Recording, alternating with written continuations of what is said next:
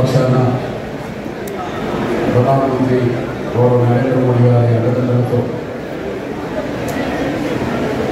నా సోదరుడు,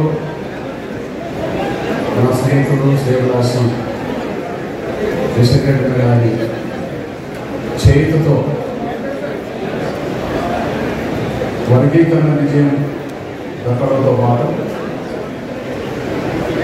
ఈ గౌరవం కూడా, ఈ పద్మశ్రీ గౌరవం కూడా ఈ దక్కిన సందర్భంగా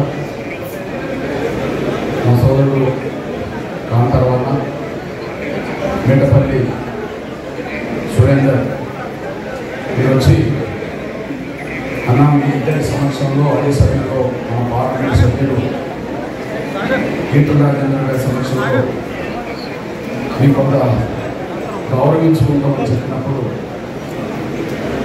తప్పకుండా మీ గౌరవానికి నేను అర్హుడిని అయితే తప్పకుండా నేను వస్తానని చెప్పి ఈ కార్యక్రమంలో పాల్గొనడం జరిగింది. ఈ కార్యక్రమ నిర్వాహకులుగా భుజం మీద ఉన్నది నా సోదరుడు కాంతారావు. అదే సమయంలో దీన్ని సమన్వయం చేసే కాడ కళాకారులను అందరు సమన్వయం చేసే కాడ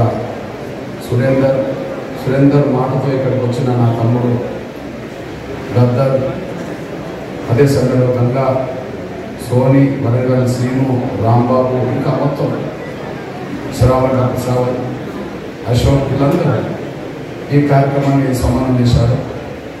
ఇందులో నాకు చిరకాల మిత్రుడిగా నా సోదరుడు కిషన్ రెడ్డి గారు మొదటి నుంచి అండదండలు అందించడం వల్ల ఈ పోరాటం ముందుకు సాగింది, అంతిమ విజయం దక్కింది.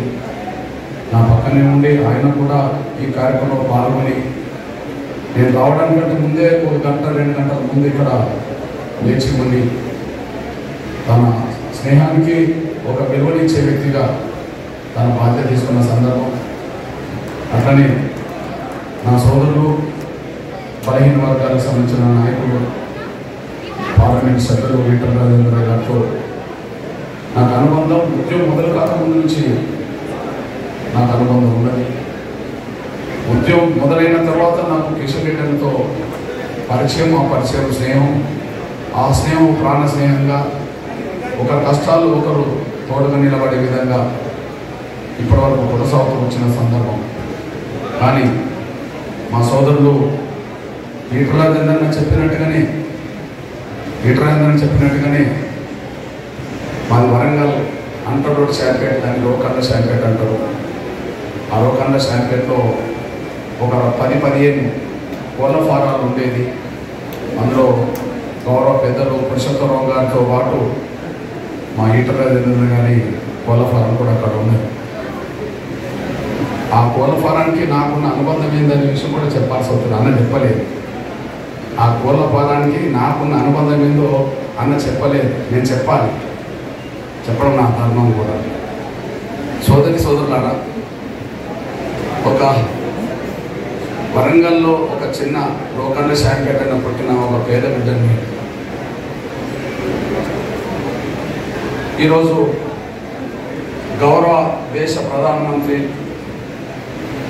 పేదల వర్గాల నిజమైన ప్రతినిధిగా ఉన్న పేద వర్గాలకు 2 పూటల తిండి ఉచితంగా అందిస్తున్న తిండి గింజలు ప్రధానమంత్రి గారి సపోర్ట్తో వర్గీకరణ అంశం బయటపడడం, పద్మశ్రీ రావడం కూడా నిజంగా ఈ జీవితంలో ఒక గొప్ప ఆశయానికి కట్టుబడి ఉంటే ఆశయం నెరవేరడమే కాదు, ఆశయానికి ఒక గుర్తింపు, గౌరవం కూడా దక్కుతుంది అనడానికి ఒక సాక్ష్యంగా నిలబడ్డది.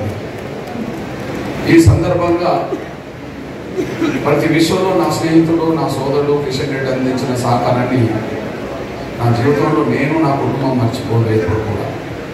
ఈ విషయాన్ని నేను గర్వంగా చెప్తాను. ఇప్పటికీ నేను రోజులు, వారాలు, నెలల తరబడి ఇంటికి దూరమై ఇప్పటికీ ఉద్యమ అవసరాల రీత్యా ప్రజల కోసం పనిచేస్తున్న సమయంలో ఏదన్నా నాకు ఇంటి నుంచి ఈ నెల ఇంకా రెంట్ కట్టలేదు, లేదా ఈ నెల కొన్ని ఇబ్బందులు ఉన్నాయి, మరి ఎక్కడున్నారు మీరు, ఏమైనా పంపగలుగుతారా అని అడిగినప్పుడు నాకు అందరికంటే ముందు గుర్తుకొచ్చేది నా కిషన్ రెడ్డి అన్న. ఇంట్లో పరిస్థితి ఉన్నది, కొంత వెంటనే ఏదన్నా సాయం ఏర్పాటు చేసి పంపంటే నాకు మొదటి నుంచి ఇప్పటి వరకు ఆయనతోటి కొంత కుటుంబం గడుతుందనే విషయం నిర్దేశిస్తున్నాను. ఇప్పుడు నేను ఒక 15 రోజులుగా ఇప్పటికే ఒక 15 రోజులుగా ఈ వికలాంగుల సమస్యల మీద, వృద్ధుల వితంతుల సమస్యల మీద నేను తిరుగుతున్నాను. ఇక్కడికి రావడానికంటే ముందు కూడా వాస్తవానికి ఈరోజు నేను ఉమ్మడి ఆదిలాబాద్ జిల్లా సిరిపూర్ కాగజ్ నగర్ ఉండాలి, ఆదిలాబాద్లో ఉండాలి. గత 15 రోజులుగా ఇంటికి దూరమై నేను తిరుగుతున్న క్రమం. వికారాబాద్లో సభ పెట్టాను, 1000 మంది వచ్చారు, వృద్ధులు వితంతులు వికలాంగులు. తర్వాత మేడ్చల్లో పెట్టాను, తర్వాత సిద్దిపేటలో పెట్టాను, కరీంనగర్లో సభ జరిగింది, మంచిర్యాల సభ జరిగింది, నిర్మల్లో జరిగింది, నిజామాబాద్లో జరిగింది, గద్వాల్లో జరిగింది, వనపర్తిలో జరిగింది, మహబూబ్నగర్లో జరిగింది, నారాయణపేటలో జరిగింది. అదే సమయంలో నాగర్ కర్నూలులో జరిగింది, రంగారెడ్డిలో జరిగింది, హైదరాబాద్లో జరిగింది, మహబూబాద్ మన భువనగిరిలో జరిగింది, ములుగులో జరిగింది, అదే సమయంలో మహబూబాద్లో జరిగింది, ఖమ్మంలో జరిగింది, కొత్తగూడెంలో జరిగింది. నిన్న నేను కొత్తగూడెం నుంచి వచ్చి భూపాలపల్లిలో సభ జరిగింది. అదే సమయంలో మళ్ళా పెద్దపల్లిలో జరిగింది. రాత్రి గోదావరికంలో కార్యక్రమం జరిగింది. ఈరోజు గోదావరికం నుంచి నేను మంచిర్యాల అవతల ఉండబడే సిరిపూర్ కాగజ్ నగర్, అదే సమయంలో ఆదిలాబాద్ వెళ్ళాలి. ఈరోజు కార్యక్రమం ఇది కాబట్టి దాన్ని కొద్దిగా వాళ్ళకు నచ్చజెప్పి ఈరోజు వాయి తీసుకొని ఇక్కడ రావాల్సి వచ్చింది. మళ్ళీ రేపే సిరిసిల్ల ఉన్నది, జగిత్యాల ఉన్నది, ఎల్లుండి మెదక్ ఉన్నది, సంగారెడ్డి ఉన్నది. ఇట్లా అన్ని జిల్లాలు తిరుగుతున్న క్రమం నాకు ఇంటి నుంచి ఫోన్ వచ్చేసింది. ఇంటి నుంచి ఫోన్ వచ్చే ఇబ్బందులు నేను చెప్పడం జరిగింది. ఆ ఇబ్బందుల గురించి నేను అన్నకు చెప్పాను. వెంటనే నిన్ననే మనిషి మా వెంకట ద్వారా ఒక 2 లక్షలు ఇంటికి పంపితే నా కుటుంబం వస్తుంది. ఇది 30 ఏళ్ళ బట్టి ఉండబడే అనుబంధానికి సంబంధించిన గుర్తు. ఇప్పటికి నేను పోలే, వీటికి వచ్చాను, మళ్ళీ రేపు వెళ్ళాను. అయితే నేను అన్న గురించి నేను ఎందుకు చెప్పాల్సిన పరిస్థితి నేపథ్యంలో ఇది వచ్చిందంటే, నేను అన్న గురించే కాకుండా ఈరోజు ఎంతో కొంత సమాజంలో ఒక ఉద్యమకారుడిగా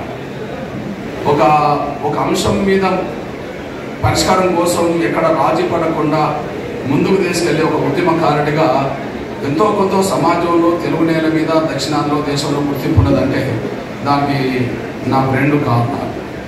నేను అనుభవించిన పేదరికం, నేను అనుభవించిన కులవివక్షత, ఈ 2 ఈ దేశంలో ఎప్పుడైనా నిర్మూలన జరగాలని నా వంతు ఆలోచిస్తుంటాను.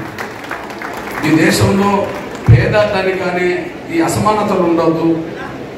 అదే సమయంలో నీ కులం ఎక్కువ, నా కులం తక్కువ, ఈ కులం తక్కువ అనే ఒక వివక్షత ఉండద్దు.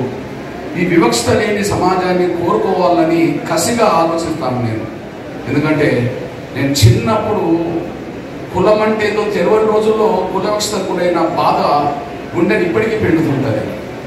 కులవివక్షత గురైన బాధ గుండెని ఇప్పటికీ పిండుతుంటుంది.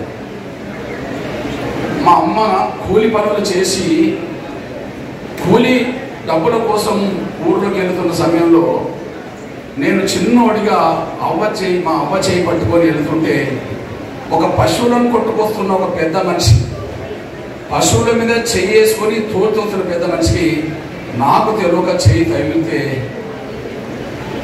కులం పేరు అప్పుడే అతను పెద్దగా వాడి ఇంకా భూత పదాలు వాడి, అరే నీ చెయ్యి నాకు తాకింది, నువ్వు అంటానోడు అని చెప్పి ఒక కాలుతో తన్నితే నేను కింద పడి కొట్టుకుంటున్నా. చిన్నప్పుడు అది కింద పడి నేను కొట్టుకుంటుంటే నా తల్లి నన్ను లేపకుండా, అయ్యా నా బిడ్డకు తెలియక తలిగిందయ్యా, నీకు నా బిడ్డను క్షమించేయ్యా అని చెప్పి ఆయన కాళ్ళ మీద పడే పరిస్థితి. ఆయన కాళ్ళ మీద పడబోతే నువ్వు నన్ను తాకుతావా అని చెప్పి ఆయన దూరం పోయే పరిస్థితి. ఆ రోజు నన్ను గుండెని పిండేసింది. నాకు విషయం తెలియదు, తర్వాత తెలిసింది మేము మాదిగొల్లం, సమానంగా సమాజం చూడదు అని చెప్పి. అంటే అట్లాంటిగా పెరుగుతున్న కొద్దీ దాని వివక్షత ఏందో నాకు, దాని రూపం నాకు అర్థమైపోయింది. అదొక విషయం. అంటే ఈ దేశంలో కుల వ్యవస్థ ఉండడం వల్ల కొన్ని కులాలు ఎంత అవమానానికి గురవుతున్నాయో, సమాజంలో పశువుల కంటే హీనంగా ఎలా చూడబడుతున్నాయో నా చిన్నప్పుడు ఆ సంఘటన ఇప్పటికీ నాకు పిండేస్తుంటుంది. పశువుల మీద చేసుకొని దూరికెళ్ళే వాళ్ళకు సాటి మనుషులు కనిపిస్తే దూరం పోయి తాకితేనే దెబ్బలు పడే పరిస్థితిని ఎంటబడ్డం అంటే ఈ దేశంలో మమ్మల్ని మనుషులుగా కూడా చూడలేని వ్యవస్థలో బతుకుతున్నామా అని చెప్పి బాధ అనిపిస్తుంది. కాబట్టి అట్లాంటి ఈ భయంకరమైన ఈ వివక్షతో కూడిన కుల వ్యవస్థ తొలగిపోవాలని చెప్పి భావించుకునే వాళ్ళలో దేశంలో మొదటి వరుసలో నేను ఉంటాను. ఎందుకంటే కుల వ్యవస్థ బాధితుని కాదు. రెండోది, నాకు ఏ కులమైనా ఏ మతమైనా నన్ను ప్రభావితం చేయదు, కానీ పేదరికం సంబంధించిన అంశాలు మాత్రం నన్ను ప్రభావితం చేస్తుంటాయి. నాకు ఏ కులమైనా ఏ మతమైనా నన్ను ప్రభావితం చేయదు, కానీ ఏ కులమైనా ఏ మతమైనా పేదలను పడుతున్న అంశాలు ఏదైనా సమస్య వచ్చినప్పుడు మాత్రం ఖచ్చితంగా ప్రభావితం చేస్తుంది. దానికోసం నిలబడాలని ఆలోచన అవుతుంది. కారణం ఏంది అన్నప్పుడు నేను అత్యంత పేద కుటుంబం వచ్చిన ఈ సమాజంలో పశువుల కంటే హీనంగా చూడబడ్డ కులం ఒకవైపు, మరొక వైపు పేదరికం ఒకవైపు చాలా భయంకరమైన అనుభవించిన కుటుంబంలో వచ్చిన వాడిని. సాక్ష్యం మీ కళ్ళ ముందు చెప్తాను. అక్కడికి వెళ్ళక ముందు ఈటల రాజేందర్ అన్నతో నాకున్న వారి అనుబంధం మీద చెప్పడం కంటే ముందు నా పేదరికమే ఆయన దగ్గరికి తీసుకెళ్ళింది. నా పేదరికమే 86లో ఆయన దగ్గరికి తీసుకెళ్ళింది. ఏం పేదరికం? అవును, అత్యంత పేద కుటుంబంలో పుట్టిన నా కుటుంబాన్ని నేను పోషించుకోవడానికి వరంగల్లో నా తల్లిదండ్రులు బతికినప్పుడు, లేదా వరంగల్లో నేను ఇప్పుడు ఉద్యమకారిగా రానక ముందు నా కుటుంబాన్ని నేను పోషించుకోవడానికి మా షాంపేట్ నుంచి వరంగల్కు రిక్షా తొక్కేవాడిని. నేను కొంతకాలం నేను ఆటో రిక్షా నడిపాను, కొంతకాలం నేను ట్రాక్టర్ నడిపాను, కొంతకాలం నేను బండ కొట్టాను. మా ఊళ్ళో రైతుల పొలాల్లోకి ఏ పనులు ఉంటాయో ఆ పనులకి వెళ్ళడం జరిగింది. ఆ పనులకి వెళ్ళినప్పుడు కూడా మాకు నీళ్లు కావాలంటే వాళ్ళు చేతుల్లో పైనుంచి పోసేవాళ్ళు, కానీ కనీసం చెంబు కూడా మాకు ఇచ్చేవాళ్ళు కాదు. అట్లాంటి వ్యవస్థ పేదరికం మాకు తెలుసు. అట్లాంటి పరిస్థితుల్లో నేను రాళ్ళు కొట్టి బతికాను, కుటుంబాన్ని పోషించుకున్నాను, చెప్పులు కుట్టి రిపేర్ చేసుకొని బతికాను. ఆ నేపథ్యంలో కొన్ని సందర్భాల్లో పనులు లేనప్పుడు అప్పుడు అన్న ఉన్నది కోళ్ళ ఫారాలు ఉంటే ఆ కోళ్ళ ఫారాల్లో కోళ్ళ ఎరువులు ఎత్తేయడానికి నేను వారాలు నెలలు పడి అన్న పోల్ట్రీ ఫామ్లో నేను పనిచేసిన ఉంది. ఇది మా అనుభవం.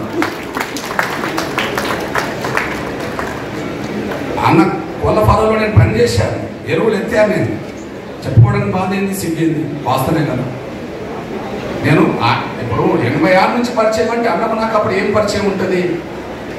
అన్న అంటర్ రోడ్డుకు కోళ్ళ ఫారాలు, మాది రోడ్ యువతల మాదిగవాడకు కోళ్ళ ఫారాలకు ఏం సంబంధం ఉంటుంది అన్నప్పుడు అక్కడ ఆ కోళ్ళ ఫారాల్లో ఎరువును ఎత్తేయడానికి మనుషులు కావాలి, కూలీలు కావాలి. కాబట్టి ఒక కూలి పనిగా కూలివాడిగా వెళ్ళి అక్కడ ఎరువులు ఎత్తేసిన కుటుంబం, ఎరువులు ఎత్తేసిన వాడు కాబట్టి అన్నతోటి ఉన్న వాడి అనుబంధం అక్కడి నుంచే ఉన్నది. అట్లా ఒక ఊళ్ళో పెరిగిన వాళ్ళంగా, ఒక ఊళ్ళో కలిసి పనిచేసిన వాళ్ళంగా కూడా అక్కడ ఉన్నది. ఆ నేపథ్యం నాకు ఉన్నది.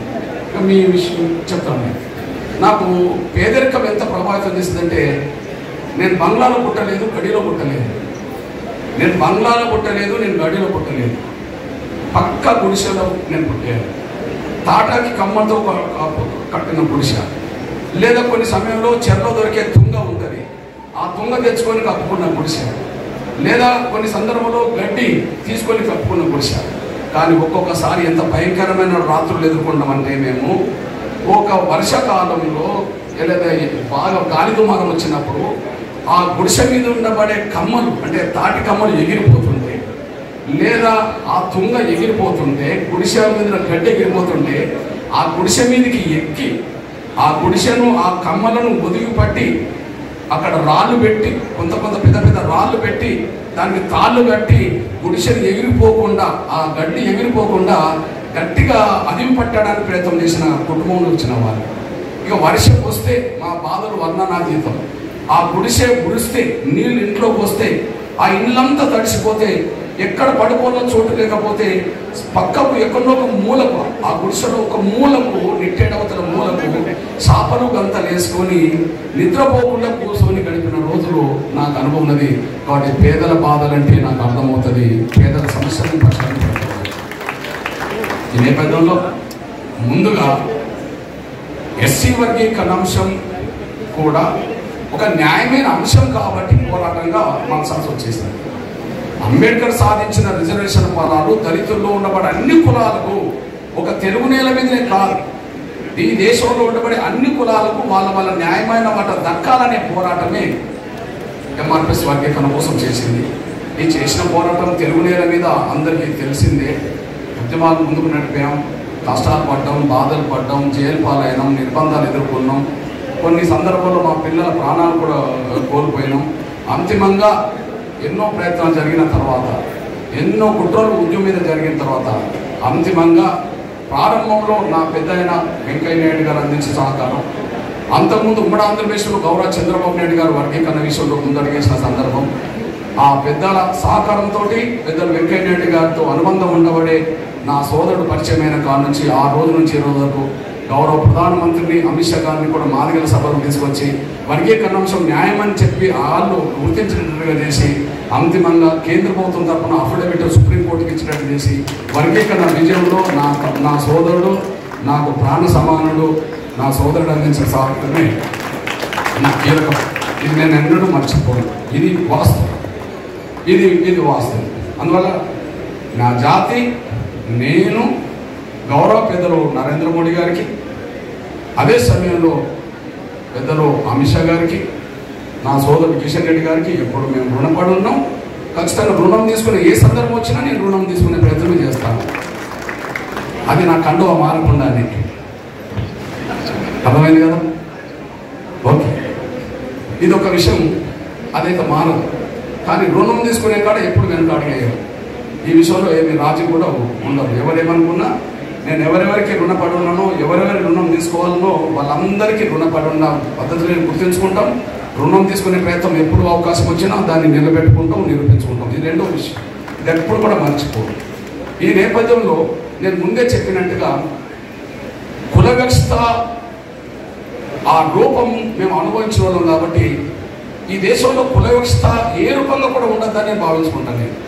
ఎగ్జాంపుల్, ఇక్కడ పెద్దలు ఎవరన్నా ఉంటే మా బ్రాహ్మణ వైశ్య సోదరులు ఉంటే ఉండవచ్చు. ఒకరోజు మన మోహన్ బాబు వాళ్ళ సినిమా ఒకటి వచ్చింది. ఆ సినిమాలో బ్రాహ్మణ సమాజాన్ని కించపరుస్తూ ఆ సినిమా తీసేయడం జరిగింది.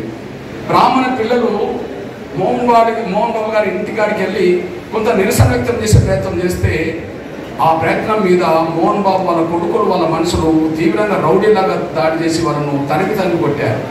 ఆ తరిమి కొడుతున్న సీన్ టీవీలో వచ్చినప్పుడు నా మనసు బాధ అనిపించేసింది. వాళ్ళు ఏంటిది, అరే మా బ్రాహ్మణ అనే పేరు పెట్టి మమ్మల్ని ఎందుకు కించపరుస్తూ సినిమా తీస్తారు అని, మా బ్రాహ్మణుల పూజారులను అంత అవమానకరంగా ఎందుకు తీస్తారని చెప్పి వాళ్ళు ఆవేదన చాటుకోవడానికి వెళ్ళిన వాళ్ళ మీద కూడా దాడి చేయించిండు మోహన్ బాబు గారు. అప్పుడు నేను వెంటనే మోహన్ బాబు, నువ్వు వెంటనే నా బ్రాహ్మణ సమాజానికి క్షమాపణ చెప్పమని చెప్పి నేను డిమాండ్ చేసి ఉద్యమం చేయాల్సి వచ్చేసింది. ఆ కోణంలో పెద్దయిన మన దాసనారాయణ ఫోన్ చేసి, కృష్ణ నువ్వు మోహన్ బాబు గారి మీద స్టేట్మెంట్ ఇచ్చావట, అది ఎట్లా ఉంటుందంటే, సార్ మీకు విజ్ఞప్తి చేస్తున్నా, ముందు ఆయనను ఆ నిడివి తీసేయమని సార్, బ్రాహ్మణ సమాజాన్ని కించపరిచే నిడివి తీసేయమని సార్. అదే సమయంలో అట్లా ఇంటికి వచ్చి ఒక నిరసన వ్యక్తం చేస్తే అంత భయంకరంగా కొట్టిస్తారా సార్? తప్పు కదా, ఆయన తప్పు తెలుసుకోవాలి, తప్పును సరిదిద్దుకోవాలి, ఆ నిడివి తొలగించుకోవాలని చెప్పి గట్టిగా నేను మాట్లాడి హెచ్చరిక చేస్తే ఆ తర్వాత మోహన్ బాబు సినిమాలో అది వెనుక పోయింది, ఆయన వెనుక తగ్గడం జరిగింది. అంటే ఎందుకు, నేను ఒక టీవీ ఛానల్లో పాల్గొన్నాను. ఒక టీవీ ఛానల్లో పాల్గొన్నప్పుడు నన్ను ఆ ఛానల్ సంబంధించిన ఒక మిత్రుడు ఒక ప్రశ్న అడిగారు, అన్న మీరు భయంకరమైన కుల వ్యవస్థను ఎదుర్కొన్న వాళ్ళు కదా, ఈ కుల వ్యవస్థలో ప్రధానంగా బ్రాహ్మణ సమాజాన్ని మిమ్మల్ని కించపరిచింది కదా, బ్రాహ్మణిజం అంటేనే మిమ్మల్ని ఇబ్బంది పెట్టినట్టు ఉన్నది కదా, మరి మీరు వాళ్ళ కోసం మీరు ఎందుకు పనిచేసిండ్రు, వాళ్ళ గురించి ఎందుకు మాట్లాడినంటే నేను అన్నా, వాళ్ళ తాతలు ఎవరో ముత్తాతలు ఎవరో మమ్మల్ని చిన్న చూస్తుంటే ఇప్పుడు వాళ్ళ మనమల మీద మేము ప్రతీకారం తీసుకోవడం కాదు, వాళ్ళలో పరివర్తన కోరుకుంటున్నాం అన్నది. మేము ప్రతీకారం తీసుకోవడం కరెక్ట్ కాదు, వాళ్ళలో పరివర్తన కోరుకుంటున్నాం. అందరూ సమానమనే భావన రావాలని ఇప్పుడైనా గుర్తించుకోవాలి కోసమే తప్ప మేము ప్రతీకారం కోరుకునేటోళ్ళం కాదు అని చెప్పి నేను సమాధానం చెప్పాల్సిన పరిస్థితి వచ్చేసింది. అదే సమయంలో ఒక రోజు మన వైశ్య సమాజం మీద వయసులు మొత్తం స్మగ్లర్లు అన్నట్టుగా, వయసులు సామాజిక స్మగ్లర్లు అన్నట్టుగా ఒక కించపరుసు కంచేలే గారు ఒక పుస్తకం రాశారు. అప్పుడు వైశ్య సమాజం కూడా రోడ్డెక్కి నిరసన వ్యక్తం చేసింది. అసలు ఏ సమాజాన్ని మొత్తం స్మగ్లర్గా చెప్పలేము కదా, ఏ సామాజిక వర్గాన్ని మొత్తం స్మగ్లర్గా చెప్పలేము కదా, అందులో కూడా పేదలు ఉన్నారు కదా, న్యాయబద్ధమైన వ్యాపారం చేసే వాళ్ళు అందులో కూడా ఉన్నారు కదా. ఒకవేళ స్మగ్లర్ స్వభావమే ఉంటే చాలా వర్గాల్లో కూడా కొంతమంది ఉండేటోళ్ళు ఉంటారు కదా, అందరూ ఒకరిద్దరు చేసే దాన్ని ఒక కులానికి అంటగట్టడం న్యాయం కాదని చెప్పి అప్పుడు వైశ్య సమాజానికి అండగా ఎంఆర్పిఎస్ మాత్రమే ఉద్యమం చేసిందనేసి కూడా మీ దృష్టికి తీసుకుంటున్నాను. ఎందుకంటే వివక్ష ఏ రూపంగా ఉన్నా ఎవరు కుల వివక్ష గురైనా కూడా ఆ కుల వివక్ష బాధితులు కాబట్టి ఖచ్చితంగా ఎవరికి అన్యాయం జరిగినా ఎవరికి అవమానం జరిగినా వాళ్ళ పక్షాన్ని ఉండాలని చెప్పి మేము కోరుకునే సాంప్రదాయానికి కట్టుబడి ఉండాల్సి వచ్చేసేది. ఇకపోతే పేదరికం అంశాలు ఎట్లా ప్రభావితం చేస్తాయి అన్నప్పుడు పేదరికంతో వచ్చినాం కాబట్టి పేదరికం అంశాలే ప్రభావితం చేస్తే ఈ ఉద్యమాలుగా మారినాయి. అందుకు సాక్ష్యమే నా సోదరుడు ముందు మాట్లాడినప్పుడు మన ఈటల రాజేందర్ అన్న చెప్పాడు. అదే సమయంలో మా సోదరుడు కిషన్ రెడ్డి అన్న గారు కూడా ప్రతి సభలో చెప్తూనే ఉంటారు. ఎందుకు ఒక గుండె జబ్బుతో బాధపడుతున్న పేదల సమస్య ఎంఆర్పిఎస్ ఎందుకు తీసుకున్నది? ఇది ప్రభుత్వం బాధ్యత కదా. పోని ప్రభుత్వం బాధ్యత నెరవేర్చకపోతే ప్రతిపక్షాల మీద గుర్తు చేయాల్సింది. దాంట్లో ఎంఆర్పిఎస్ ఎందుకు పాత్ర పోషించాల్సి అవుతుంది? ప్రభుత్వాలు పేద వర్గాలు ఎదుర్కొనే కొన్ని ప్రధాన సమస్యల మీద పట్టించుకోకపోతే, ప్రతిపక్ష పార్టీలు ఆ అంశాలను ఎజెండా చేసుకొని ప్రభుత్వాల మీద గట్టిగా ఎదుర్కోకపోతే, అట్లాంటి అంశాలు పేదల అంశాలు ఎంఆర్పిఎస్ దృష్టికి రావాల్సి వచ్చిన సందర్భంగా అది ఒడిసి పట్టుకొని ఉద్యమాలుగా మారిస్తే ఇవాళ కొన్ని పథకాలు పెన్షన్ పెరగడానికి దారిస్తుంది. అది ఒడిసి పట్టుకున్నాం. అవును, ఈ ప్రపంచంలో 2 ఆసుపత్రులు ఉన్నాయి, ఈ దేశంలో 2 ఆసుపత్రులు ఉన్నాయి, హైదరాబాద్లో 2 ఆసుపత్రులు ఉన్నాయి, ఎక్కడైనా 2 ఆసుపత్రులు ఉన్నాయి. డబ్బులు ఉన్న వాళ్ళు ప్రైవేట్ ఆసుపత్రికి వెళ్తారు, మరి డబ్బు లేని వాళ్ళు ఎక్కడికి వెళ్ళాలి? గవర్నమెంట్ ఆసుపత్రి. గవర్నమెంట్ ఆసుపత్రుల్లో అన్ని రకాల సదుపాయాలు సౌకర్యాలు డాక్టర్లు అందుబాటులో ఉంటే పేదవాడి వైద్యం బాగానే ఉంటుంది, కానీ అందుబాటులో లేదు కదా. అందుబాటులో ఉంటే మరి ప్రైవేట్ ఆసుపత్రులు ఎవరి కోసం వచ్చినట్టు? అంటే డబ్బులు ఉన్న వాళ్ళ కోసం వచ్చినట్టు. అట్లాంటి సమస్య ఒక పేదము. నేను చెప్పాను, నన్ను కులం మతం నన్ను ఎవరు ప్రభావితం చేయలేరు, కానీ ఈ భారతీయుడిగా ఈ దేశ సాంప్రదాయాలు కట్టుబడి ఉండాల్సిందే. కానీ కుల వ్యవస్థ బాధితులం కాబట్టి కుల నిర్మూలన జరగాలని నేను కోరుకోవడంలో నేను ముందు వరుసలో నిలబడతాను. ఈ నేపథ్యంలో ఒక పేద ముస్లిం బిడ్డ నసీం అనే ఒక పేద ముస్లిం బిడ్డ సమస్య, గుండె జబ్బుతో బాధపడుతున్న సమస్య 2004లో నా దృష్టికి వచ్చినప్పుడు ఆపరేషన్ ఖర్చుకు డబ్బు లేకపోతే ఆ డబ్బు సహాయం కోసం ఆపరేషన్ చేయించమని చెప్పి నేను స్వర్గీయ రాజశేఖర్ గారి దగ్గరికి వస్తే ఆయన కేవలం 25,000 కంటే ఎక్కువ ఇయ్యనన్నప్పుడు పేదవాళ్ళ ఆరోగ్య భద్రత గురించి మీరు గాలి వదిలేస్తుండ్రు. అసలు గుండె జబ్బుతో బాధపడుతున్న పేదలకే కాదు, అన్ని వర్గాల పేదలకు ఏ కష్టం ఏ అనారోగ్య సమస్య వచ్చినా ప్రైవేట్ ఆసుపత్రికి వెళ్ళినా అక్కడే ఖర్చు మొత్తం ప్రభుత్వం భరించే విధంగా ఉండాలని చెప్పి చేసిన ఉద్యమమే అందరికీ ఆరోగ్యశ్రీ పథకం రావడానికి దారి తీసేది. మీరు బయట రాష్ట్రాలకు వెళ్ళండి, బయట దేశాలకు వెళ్ళండి, డబ్బులు ఉన్న వాళ్ళు ప్రైవేట్ ఆసుపత్రులు కనిపిస్తారు, డబ్బు లేని పేదలు గవర్నమెంట్ ఆసుపత్రులు కనిపిస్తారు. కానీ ఈ తెలుగు నేల మీద మాత్రమే డబ్బు లేని ఏ పేద కుటుంబాలైనా వాళ్ళ పెద్ద పెద్ద ప్రైవేట్ కార్పొరేట్ ఆసుపత్రికి వెళ్తే అక్కడ కూడా ఉచిత వైద్యం కార్పొరేట్ వైద్యం అందుతున్నదంటే ఆడ ఆరోగ్యశ్రీ వార్డులు ఏర్పడాయంటే అది ఎంఆర్పిఎస్ తీసుకొచ్చిన ఉద్యమ ఫలితం. ఆ ఉద్యమం జరిగినప్పుడు ఇప్పుడు లెఫ్ట్ రైట్ నా పక్కనే ఉన్నారు, ఫోటో చూసారా? ఇప్పుడు కాదు గుండె జబ్బుల సమస్య ఒక ఉద్యమంగా మార్చే సమయంలో చూడండి, రేపు ఆగస్టు 7 వస్తే 21 సంవత్సరం. ఇది 2004 ఆగస్టు 7 సభ. ఇది 2007 ఆగస్టు 7 సభ. నాకు ఇటువైపు కిషన్ రెడ్డి అన్న ఈటల అన్న రాజకీయ పార్టీలు కూర్చున్నారు, ఇటువైపు డాక్టర్లు కూర్చునబెట్టారు, ఇటువైపు మీడియా వచ్చేసింది, పేద కుటుంబాలకు సంబంధించిన బిడ్డలు గుండె జబ్బు పిల్లలు తల్లిదండ్రులతో వచ్చారు. అక్కడ అకస్మాత్తుగా ఒక బిడ్డ చచ్చిపోయిండు. ఆ చనిపోయిన బిడ్డ శవాన్ని ఇక రోడ్డు మీద తీసుకెళ్లి ఉద్యమంగా మనసాల్సి వచ్చింది. అది ఈటల నియోజకవర్గం సంబంధించిన ఆ డెడ్ బాడీ, ఈటల సంబంధించిన నియోజకవర్గంలో శనిగరం గ్రామానికి సంబంధించిన ఒక శోభననే బీసీ బిడ్డ డెడ్ బాడీ నేను కిషన్ రెడ్డి అన్న మోసుకొని పోయి అక్కడ చేసిన ఉద్యమ ఫలితమే ఆ రాత్రి నుంచే ఉచిత ఆపరేషన్ మొదలైనవి. దానికి పెట్టిన పేరే ఆరోగ్యశ్రీ మారింది. స్వయాన రాజశేఖర్ గారే చెప్పాడు. ఇది ప్రభుత్వాల బాధ్యత కదా. పేదవాడికి ఆరోగ్య భద్రత అందించాల్సింది ప్రభుత్వం కదా. పోనీ ప్రభుత్వానికి గుర్తు చేయాల్సింది ప్రతిపక్షం కదా. వాళ్ళు బాధ్యత నెరవేర్చరు, వీళ్ళు గుర్తు చేయరు. ఇట్లాంటి విషయాన్ని ఎంఆర్పిఎస్ వదిలిపెట్టలేదు. ఇవాళ ఒక నసీం అనే బిడ్డ కోసం చేసిన పోరాటం ఇవాళ వేలాది మంది చిన్నపిల్లలే కాదు, ఇవాళ తెలుగు నేల మీద ప్రతి పేద కుటుంబానికి ఇవాళ ఆరోగ్య భద్రత వచ్చేసింది, ప్రైవేట్ ఆసుపత్రికి వెళ్ళే అవకాశం వచ్చేసింది. ఇట్లాంటి అవకాశం ఈ దేశంలో ఏ రాష్ట్ర ప్రభుత్వంలో లేదనేసి కూడా మరి మర్చిపోదు. ఇంకా దీన్ని పెద్ద మనసు చేసుకొని, దీన్ని స్ఫూర్తిగా దీన్ని పెద్ద మనసు చేసుకొని నిజమే పేదలకు కేంద్రం కూడా సాయం చేయాల్సింది అని చెప్పి 2018లో గౌరవ ప్రధానమంత్రి నరేంద్ర మోడీ గారు కూడా ఆయుష్మాన్ భావ్ అనే పథకాన్ని తీసుకొచ్చిండు. దాని ఫలితం కూడా దీని రూపం కూడా మీరు మర్చిపోదని సాయం పోతున్నాం. ఆయన కూడా అంత ఆలోచన తొందర ఎందుకు వచ్చిందంటే ఆయన కూడా పేద కుటుంబంలో వచ్చినాడు కాబట్టి ఖచ్చితంగా పేదలకు ఆరోగ్య భద్రత ఉండాలనే ఆలోచనకు రూపం ఇవ్వడానికి ఇక్కడ ఉండబడే జరిగిన పరిణామాన్ని కూడా అర్థం చేసుకొని అక్కడ ఆయుష్మాన్ అనే పథకం తీసుకొచ్చి దీన్ని ముందుకు నడిపించే ప్రయత్నం చేయడం జరిగింది.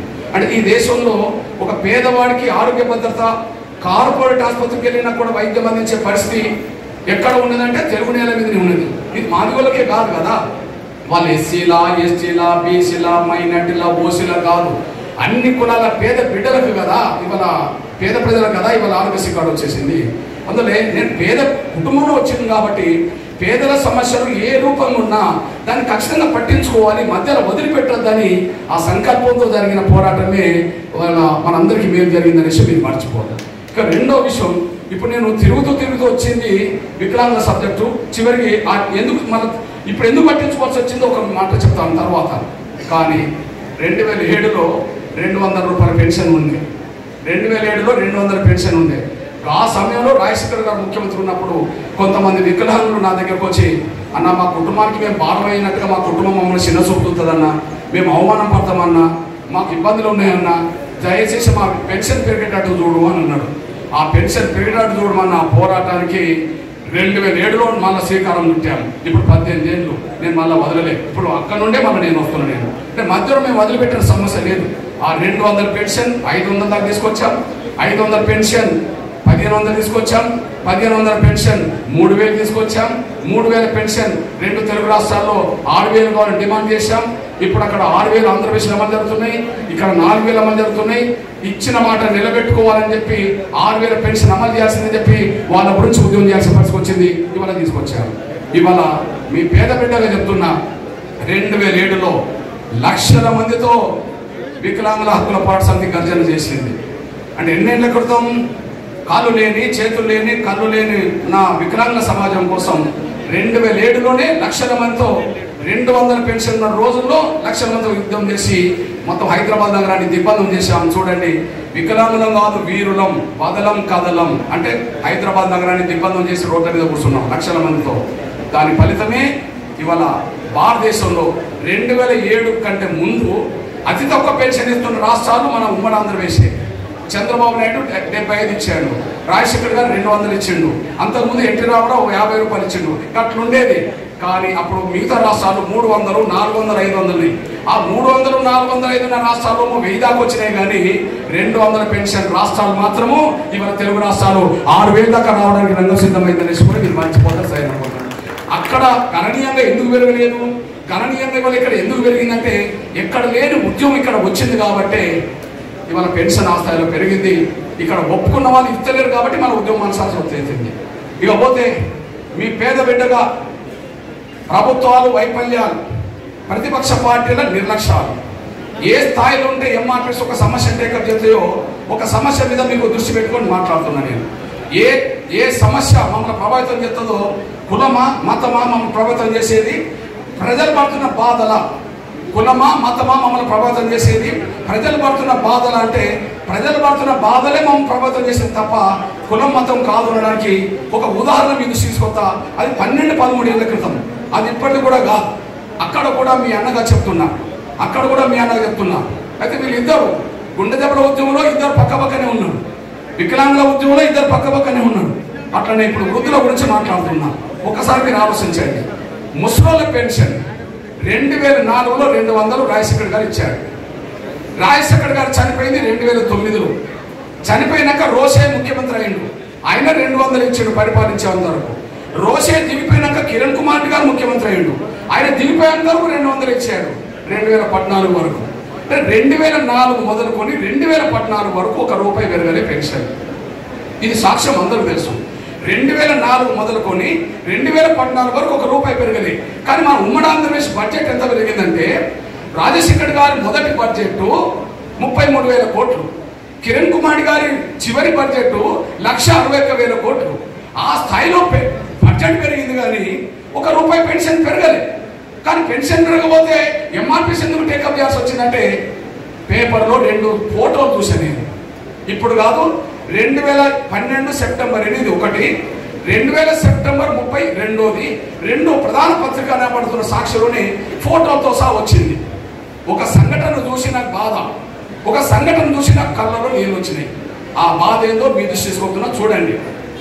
ఉమ్మడి వరంగల్ జిల్లా మహబూబాద్ కాడ ఒక 80 సంవత్సరాల బీసీ తల్లిని కన్న కూతురే సాధలేక, 80 సంవత్సరాల బీసీ ధనలక్ష్మి అనే ఒక తల్లిని కన్న కూతురే సాధలేక ఇంటి నుండి తీసుకెళ్లి నర్సంపేట బస్ స్టాండ్లో వదిలేసి వెళ్ళిపోయింది. మహబూబాద్ నుంచి తీసుకెళ్లి నర్సంపేట బస్ స్టాండ్ వెళ్ళిపోయింది.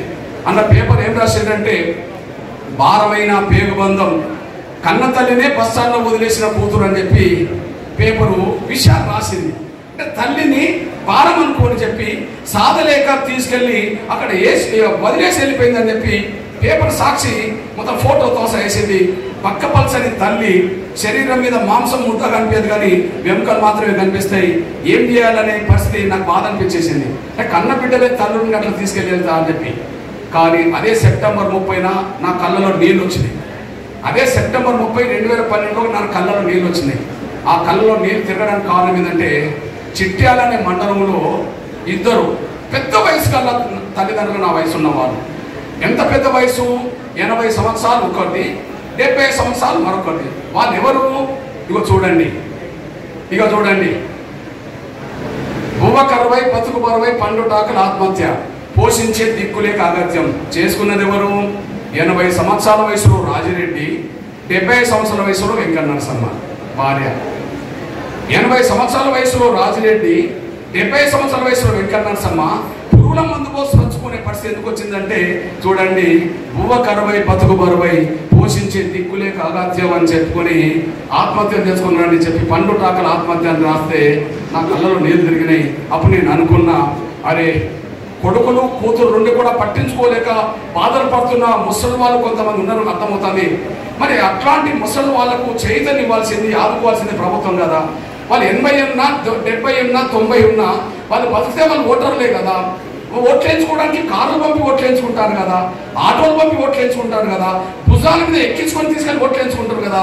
మరి ఓట్లు వేయించుకున్న వాళ్ళకు కనీసం పెన్షన్ పెట్టే ఆలోచన వస్తే ఒక 200 స్థానంలో ఒక ₹1000 పెరిగింది అనుకోండి, ఆ 1000 ఇద్దరు ఉన్న ముసలిలకు 2000 వస్తే ఆ 2000తో బతుకుతారు కదా అని చెప్పి అప్పుడే ఆలోచన మొదలైంది.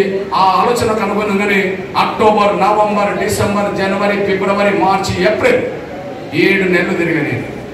₹1000 పెన్షన్ పెరగాలి అని చెప్పి.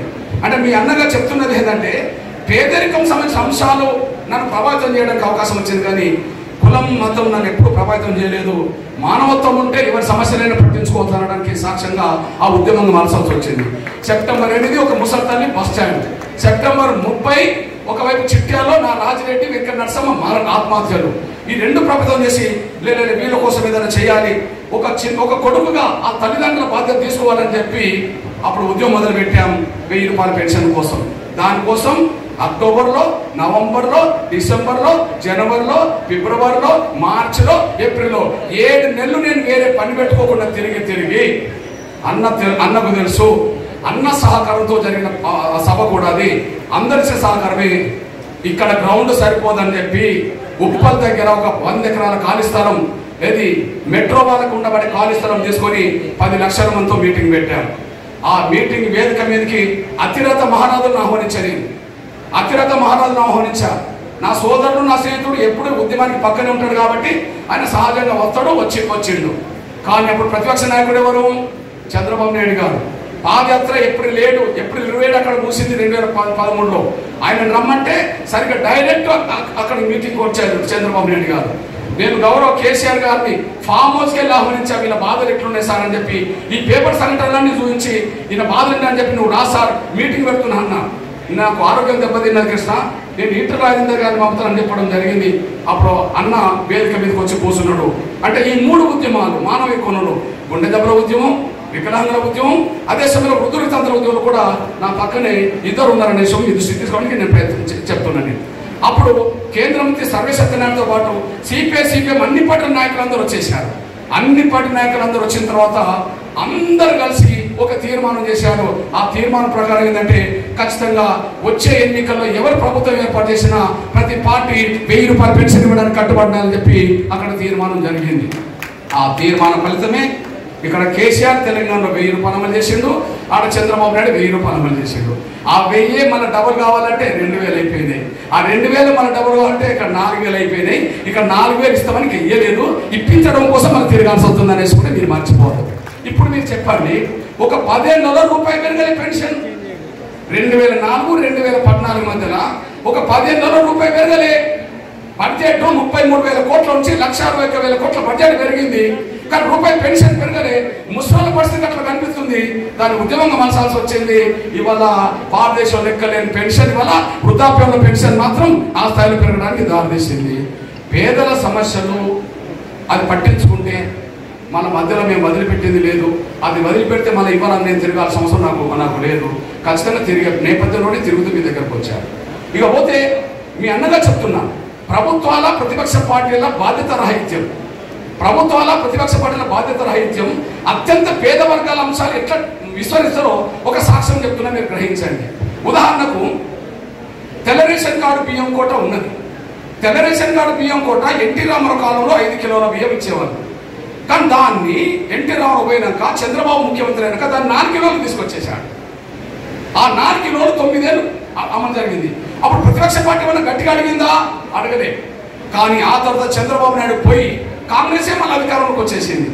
ఆ కాంగ్రెస్లో రాజశేఖర్ గారికి అదే 4 కిలోలు ఇచ్చిండు, రోషేకి అదే 4 కిలోలు ఇచ్చిండు, కిరణ్ కుమార్ గారికి అదే 4 కిలోలు ఇచ్చిండు. అంటే ఈ 19 ఏళ్ళు చంద్రబాబు నాయుడు 9 ఏళ్ళు, కాంగ్రెస్ 10 ఏళ్ళు. ఈ 19 ఏళ్ళు ఎన్టీ రామారావుతో పోల్చుకుంటే కిలో తగ్గించింది కదా. అడిగే దిక్కులేదు, పేదవాడి తిండి గింజలు. అట్లాంటి సమయంలో ఒక ఊర్లో నేను మీటింగ్ పెడుతున్నప్పుడు, అన్న నువ్వు అన్ని చేస్తున్నావు కానీ ఈ పేదలకు సంబంధించిన బియ్యం కొట్ట పెరిగేటట్టు చూడు అని చెప్తే, సరే నేను ఆకలి బాధ అనుభవించినోనే కదా అని చెప్పి ఖచ్చితంగా తెల్ల రేషన్ కార్డు బియ్యం కొట్ట పెరిగేటట్టు నేను పోరాటం చేస్తా. కానీ వృద్ధుల వితంతుల మీటింగ్ అయిపోయినాక ఆ సమస్య తీసుకుంటానని చెప్పడం జరిగింది. ఆ వృద్ధుల వితంతుల మీటింగ్ అయిపోయి 1000 రూపాయలు అందరితో ఒప్పించిన తర్వాత ఆటోమేటిక్గా నేను తెల్ల రేషన్ కార్డు బియ్యం కొట్ట పెరగాల్సింది అని చెప్పి మన ఆకలి కేకలని ఒక పోరాటం చేయాల్సి వచ్చింది. ఆకలి కేకల పోరాట ఫలితం మన 4 కిలోలు పోయి మన 6 కిలోలకు వచ్చిందనేసి కూడా మీరు మర్చిపోద్దని సైన్ కోరుతున్నాను. ఇవన్నీ నేను ఎందుకు చెప్తానంటే, నేను అత్యంత పేద కుటుంబం వచ్చినోని కాబట్టి పేదల సమస్యలు అది ఏ రూపంలో ఉన్నా, పేదరికంతో బాధపడుతున్న వాళ్ళ సమస్యలు ఏ రూపంగా ఉన్నా, వివక్ష గురవుతున్న వాళ్ళు ఏ వర్గంలో ఉన్నా వాళ్ళ వైపు నా జీవితాంతం నిలబడాలనే